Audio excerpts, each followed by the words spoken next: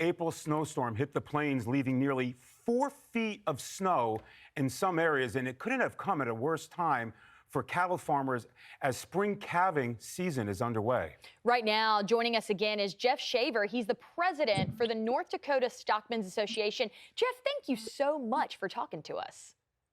Good morning. Thank you for having me. Absolutely. Jeff, first question is, how much snow did you end up getting where you are? You know, locally we had about 18 inches, but throughout the state, 12 to 30 inches sums up everybody that I've talked to across the state. It's been exhausting trying to keep these cattle dry and out of the wind.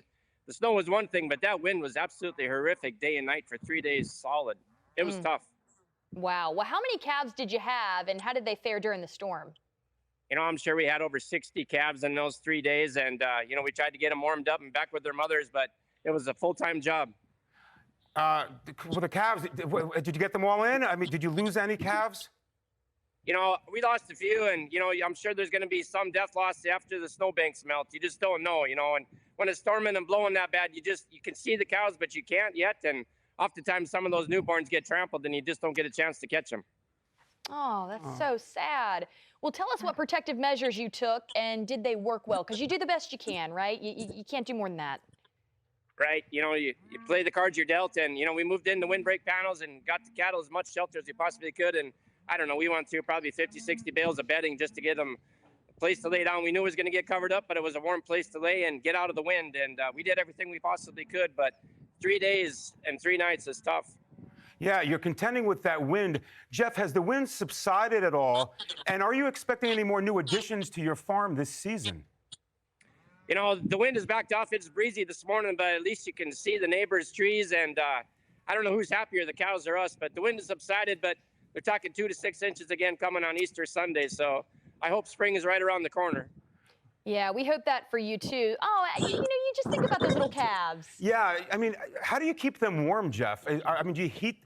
What's the mechanism out there? How do you keep these calves warm? They're newborn calves. Temperatures are not going to get above freezing in your area, which meteorologically is remarkable to me, for days. How are you going to really keep them warm? So the best thing is keep them out of the wind. So if they're slow at all at birth, we get them in, warm them up, get some colostrum into their stomachs, and get them back with their mother as soon as we can, get them dried off. And that's the whole secret is to be there when that calf is born and be able to see it being born and grab it, get it warmed up, get some colostrum into it, and get it back with the cow as quick as you can. That's where it just gets exhausting.